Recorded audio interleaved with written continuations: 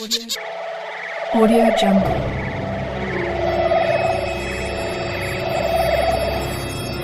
आज तो मैं बहुत से बच्चों को अपनी दुनिया में ले जाऊंगा। अरे कद्दू भाई, ये किस चीज की आवाज है? हमने तो कोई आवाज नहीं सुनी, है ना कद्दू? हाँ पद्दू, मैंने भी कोई आवाज नहीं सुनी। चल कद्दू, हम कैफे चलते हैं, पिज्जा खाकर आते हैं। अरे क्या पिज्जा? चलो मैं भी साथ चलता हूँ। Audio Jungle. अरे चाचा, क्या आपके यहाँ से पिज्जा मिल जाएगा? हाँ बच्चों, कौन सा पिज्जा खाओगे? क्या हुआ पद्दू? अरे पीछे एलियन है, एलियन। अरे ये तो सच में एलियन है, पहले यहाँ से भागो। दीदियो रुक जाओ। रुक जा एलियन के बच्चे। ये ले। अब तो तुम बिल्कुल भी नहीं बचोगे। पद्दू भाग। आगे तो चुड़ैल है। अरे बाप ले, वापस भागो। आखिरकार बच्चे खुद ही आ गए। अब तो मैं तुम्हें अपनी दुनिया में ले ही जाऊंगा। ओए एलियन, ये मेरा शिकार है। नहीं, ये मेरा शिकार है। आइडिया। तुम दोनों आपस में लड़ाई करो, जो जीतेगा वो मुझे अपने साथ ले जाए। हाँ ये ठीक है। ये ले। अब कैसे बचोगे मुझसे? ये ले। अब तो हमें शक्तिवीर ही बचा सकता है। शक्तिवीर, शक्तिवीर।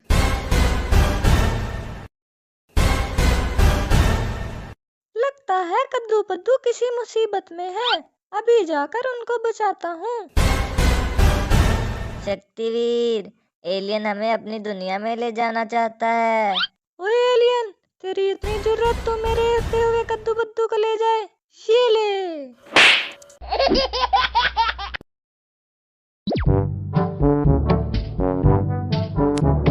वो देख कद्दू, क्या आ रहा है? अरे वाह, ये तो बंदर है कद्दू। चल भाई, इस बंदर के साथ घूमते हैं। चल।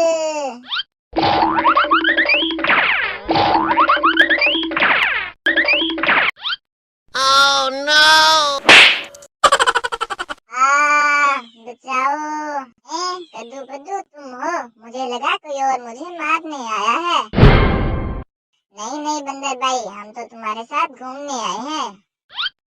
ठीक है फिर, चलो हम घूमने चलते हैं। no. बंदर भाई, मजा नहीं आ रहा। ठीक है कद्दू कद्दू, ये लो, अब मजा आएगा। आहा, अब तो बहुत मजा आ रहा है।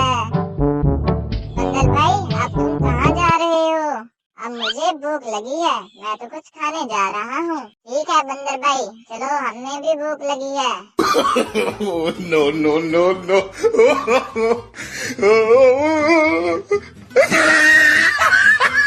अरे बंदर भाई, ये आपका पेट क्यों बड़ा हो रहा है? हाँ कद्दू, मुझे भी समझ में नहीं आ रहा। एक जंगल में एक बहुत ही आलसी और सुस्त किस्म का चीता रहता था। उसको शिकार करना बिल्कुल नहीं पसंद था। वो चाहता था कि मुझे शिकार के लिए मेहनत ना करनी पड़े, बल्कि बाकी जानवरों का किया हुआ शिकार से वो खाना मैं चुरा लूं और वो खा लूं। इसी तरह उसने सोच लिया था कि अब वो जानवरों का खाना चुराएगा। एक दिन उसने एक लोमड़ी को खाना खाते हुए देखा, जो कि उसने बड़ी मेहनत से शिकार करके अपने लिए लाया था। वो जल्दी से वहां गया और जाकर उसका खाना चुराकर वहां से भाग गया और मजे से वो खाना खाने लगा। लोमड़ी बेचारी तो उसको देखती रह गई। इसी तरह एक दिन बंदर अपने लिए फल लेकर आया, तो उसने वो भी चुरा कर ले गए। बंदर भी उसका मुंह देखता रह गया, लेकिन कुछ नहीं कर सका। और यहाँ तक कि उसने परिंदों का खाना भी नहीं छोड़ा था। उनके घोंसलों में से उनके बच्चे उठा लिया करता था और वो खा लेता था, या कभी उनका कोई खाना उठा लेता। जंगल के जानवर बहुत परेशान थे कि वो इसका क्या करें। इस तरह तो वो बेचारे भूखे मर जाएंगे, रोज का खाना तो वो खा लेता है इनका। वो सब मिलकर शेर खान के पास गए और जाकर उससे शिकायत करते हुए बोले, बादशाह सलामत, हमारे जंगल में एक बहुत सुस्त चीता आया हुआ है। वो हमारा रोज का खाना चुरा लेता है। अपना शिकार करके मेहनत करके नहीं खाता, बल्कि हम सबका खाना उठा लेता है। यहाँ तक कि घोंसलों में से परिंदों के बच्चे भी उठा लेता है। हम बहुत तंग हैं उससे। अगर यही चलता रहा तो हम भूखे मर जाएंगे। कितने दिनों से हमने पेट भर के खाना नहीं खाया, क्योंकि सारा खाना तो वो उठा लेता है। बराए मेहरबानी आप हमारी मदद कीजिए। उस चीते को समझाइए कि वो इन हरकतों से बाज आ जाए। शेर खान ने चीते को बुलवाया। वो आया तो शेर खान ने उससे वजह पूछी। वो कहने लगा, बादशाह सलामत, मुझ पर इल्जाम लग रहा है। मैंने ऐसा कुछ नहीं किया। मैं तो बहुत मेहनत करके शिकार करके खुद खाता हूँ। शेर खान उस पर कहने लगा, ऐसा नहीं है। सारे परिंदों ने मेरे सामने मुझे बताया है कि तुम उनका खाना भी नहीं छोड़ते, ना ही उनके बच्चे छोड़ते हो। मैंने तुम्हें आज तक सिर्फ पेट भर के खाते हुए देखा है, कभी मेहनत से शिकार करते नहीं देखा। इसलिए अब तुम्हारी सजा है कि तुम इस जंगल को छोड़कर चले जाओ, नहीं तो मैं तुम्हें जान से मार दूंगा। तुमने मेरे जंगल के बाकी जानवरों को परेशान करके रखा हुआ है। चीता ये सुनकर उस जंगल को छोड़ने पर मजबूर हो गया और वहां से चला गया। लेकिन उसके दिल में बहुत गुस्सा था और वो बदला लेना चाहता था। वो थोड़ा सा आगे गया तो उसने कुछ जानवरों को एक साथ देखा। उसने देखा कि वहां एक बंदर सबको जादू करके दिखा रहा था। बंदर उनसे कहने लगा, दोस्तों चलो मैं तुम लोगों को जादू करके दिखाता हूँ। अब देखना ज़रा, मेरे हाथ में ये आम है। अब देखना मैं जादू करूँगा तो ये आम गायब हो जाएगा। फिर एकदम से उसने जादू किया तो वो आम उसके हाथ से गायब हो गया और जाकर हिरन के पीछे गिर गया। वो बहुत हैरान हुए और सब तालियां बजाकर खुश होने लगे। चीते ने जब ये देखा तो उसके जहन में एक आइडिया आया। वो उस बंदर के पास गया और उसे धमकी देते हुए कहने लगा, मुझे जल्दी से जादू सिखा दो, नहीं तो मैं तुम्हें जान से मार दूंगा। कुछ ही दिनों में बंदर ने उसको जादू सिखा दिया। अब वो वापस अपने जंगल की तरफ गया। उसके दिल में ये था कि वो सबको परेशान करेगा।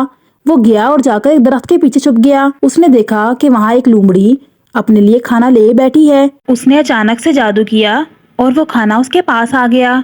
लोमड़ी परेशान हो गई कि अभी उसके सामने खाना पड़ा था, अचानक कहाँ चला गया, लेकिन उसको कुछ समझ नहीं आई। इसी तरह बाकी सारे जानवरों के साथ भी हुआ तो सब परेशान हो गए और वहां इकट्ठे होकर कहने लगे, लगता है इस दरख्त के पीछे कोई भूखा भूत आ गया है जो कि हमारे खाने चुरा रहा है। इससे पहले कि वो हमें भी खा ले, हमें कुछ करना होगा। इतने में पीछे से चीता बोला, हाँ, मैं एक भूत हूँ और मुझे बहुत भूख लगी है। अगर तुम लोग मेरे लिए रोज शाम को खाना ना लेके आए तो तुम सबको एक एक करके मैं खा जाऊंगा। अभी तो सिर्फ तुम लोगों का खाना चुराता हूँ। जानवर ये सुन के बहुत परेशान हुए और शेर खान के पास गए और उसे जाके सारा मसला बताया। शेर खान उनसे कहने लगा, ऐसा करो कि इस भूत को हम आग लगा देते हैं। जिस दरख्त पे वो रहता है उसी दरख्त पे आज शाम जाकर हम आग लगा देंगे। और इसी तरह किया।